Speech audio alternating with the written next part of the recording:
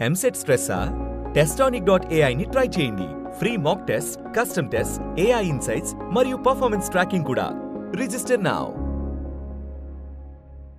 ఎన్ని కష్టాలు ఎదురైనా, ఎన్ని ఇబ్బందులు పెట్టాలని చూసినా, ఎన్ని ప్రలోభాలు పెట్టినా, ఎన్ని బెదిరింపులు పెట్టినా, ఎన్ని దౌర్జన్యాలు చేయాలని చెప్పి చూసినా, పార్టీ కోసం, జగన్మోహన్ రెడ్డి గారి కోసం ఈ పార్టీ వైఎస్ఆర్ కాంగ్రెస్ పార్టీ ద్వారా గెలిచాం, ఆ పార్టీ కట్టుబడి ఉండాలి అని చెప్పి నీతిగా, నిజాయితీగా నిలబడినటువంటి మా వైఎస్ఆర్ కాంగ్రెస్ పార్టీ తరఫున ఉన్నటువంటి కార్పొరేటర్లందరికీ కూడా రెండు చేతులు జోడించి పార్టీ తరఫున వారి కృతజ్ఞతలు తెలియజేస్తా ఉన్నాం.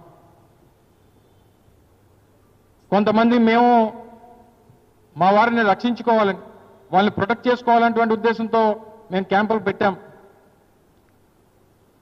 చివరికి అక్కడ కూడా విడిచిపెట్టేటువంటి దానికి వాళ్ళు వెనుకాడలేదు.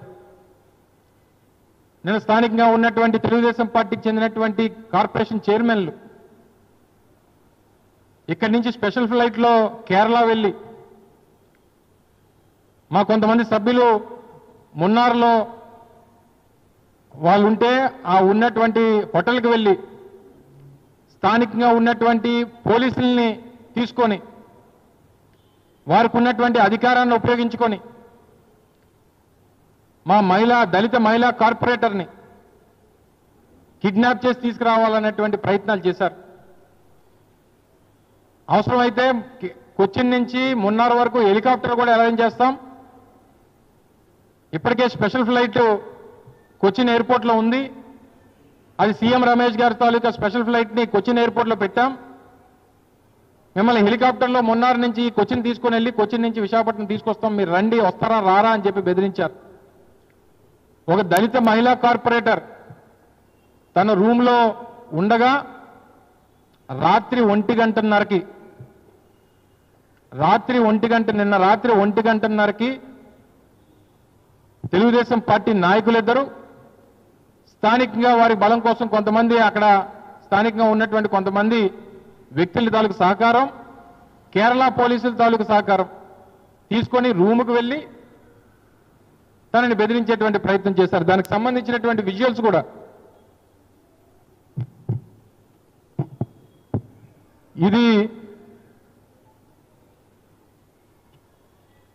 దానికి సంబంధించినటువంటి విజువల్స్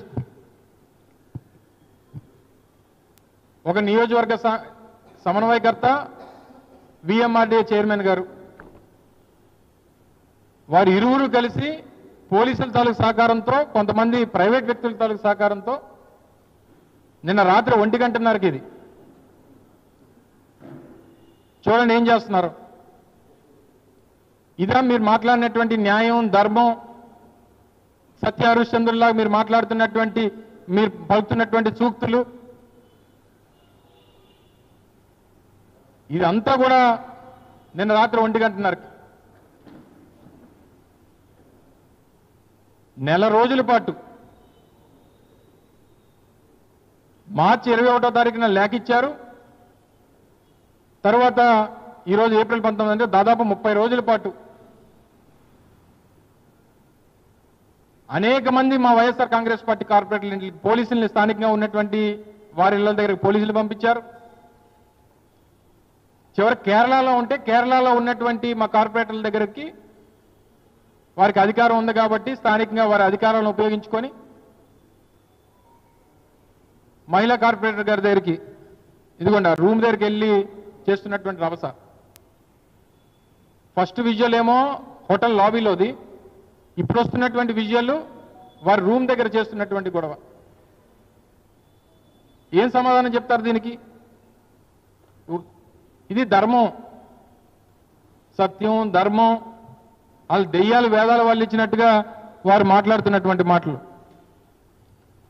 ఇంకో విజువల్ ఇది హోటల్ నుంచి తను రాను, మీరు ఏం చేస్తారు చేసుకోండి, మీ అందరి మీద కేసు పెడతానంటే తిరిగి పారిపోతున్నటువంటి విజువల్స్.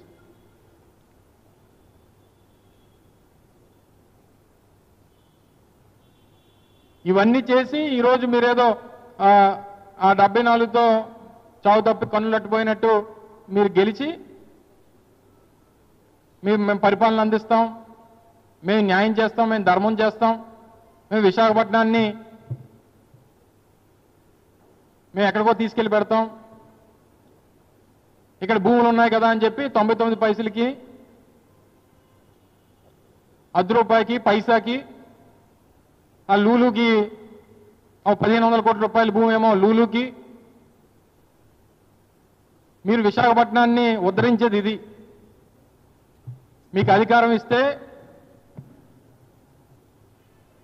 మీకు పెద్ద ఎత్తున ఒక మ్యాండేట్ ఇచ్చి మీకు అవకాశం ఇస్తే మీరు విశాఖపట్నాన్ని ఉద్ధరించేది ఇది.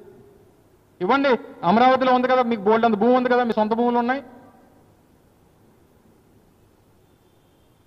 ఓ ఊరు పేరు లేనటువంటి కంపెనీ, గత నెలలో రిజిస్టర్ అయినటువంటి కంపెనీకి 59 ఎకరాల భూమి ఇచ్చారు. దేనికి ఇస్తున్నారు, ఎందుకు ఇస్తున్నారు, ఏం పెడతానంటే ఇస్తున్నారు? నేను ఐటీ మంత్రి గారు మాట్లాడుతూ, నిన్న నేషనల్ మీడియాతో మాట్లాడుతూ మేము ఇలాగే డీల్స్ చేసుకుంటామని చెప్తున్నాడు సిగ్గు విడిచి. నేషనల్ మీడియాలో, నేషనల్ ఛానల్లో మంత్రి గారిని అడిగితే ఆయన చెప్పేది ఏంటంటే, మాకు ఇప్పటి నుంచి కాదు, మాకు పూర్వం నుంచి 95 నుంచి మాకు ఇది అలవాటు, మేము ఇలాగే భూములు ఇస్తాం, ఇలాగే డీల్స్ చేసుకుంటామని చెప్తున్నాడు.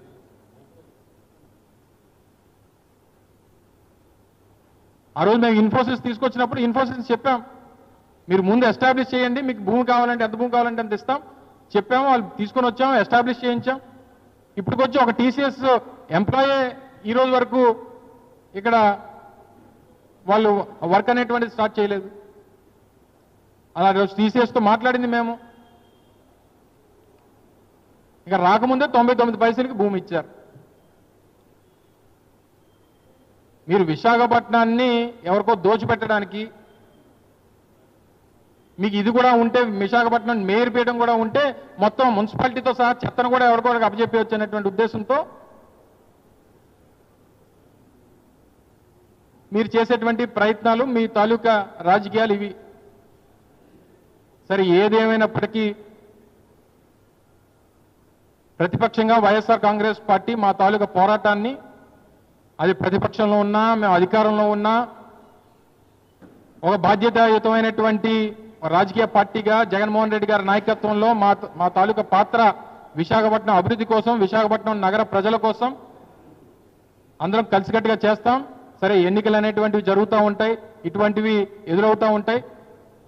కానీ కలిసికట్టుగా నిలబడి ఈరోజు పార్టీ కోసం కష్టపడి పనిచేసినటువంటి అనేక మంది నాయకులు, ముఖ్యంగా మాతో పాటు ఇంత కష్టకాలంలో కూడా నిలబడినటువంటి ఆ 32 మంది కార్పొరేటర్లు, వారందరికీ కూడా మరొకసారి వైఎస్ఆర్ కాంగ్రెస్ పార్టీ అంతా కూడా వారికి చేతులు జోడించి నమస్కరించుకుంటూ, రానటువంటి కాలంలో వారికి ఏ రకమైనటువంటి భవిష్యత్తు పార్టీ పరంగా, రాజకీయంగా సముచితమైనటువంటి స్థానం ఇచ్చేటువంటి దానికి తప్పకుండా త్వరలోనే జగన్మోహన్ రెడ్డి గారితో కూడా ఒక సమావేశాన్ని వారితో ఏర్పాటు చేసి, వారిలో మరింత మనోధైర్యాన్ని, రాజకీయంగా వారికి మరింత భవిష్యత్తు ఇచ్చేటువంటి దానికి కూడా తప్పకుండా అందరూ కలిసికట్టుగా పనిచేస్తామని చెప్పి తెలియజేసుకుంటూ, వారు చేసినటువంటి ఈ ఎన్నిక పూర్తిగా అధర్మం, అన్యాయం. వారు మేయర్ మీద మాత్రమే అవిశ్వాసం గెలిచారు తప్ప ప్రజల్లో విశ్వాసాన్ని కోల్పోయారనేటువంటి విషయాన్ని మరొకసారి ఈ సందర్భంగా తెలియజేస్తా ఉన్నా. Thank you.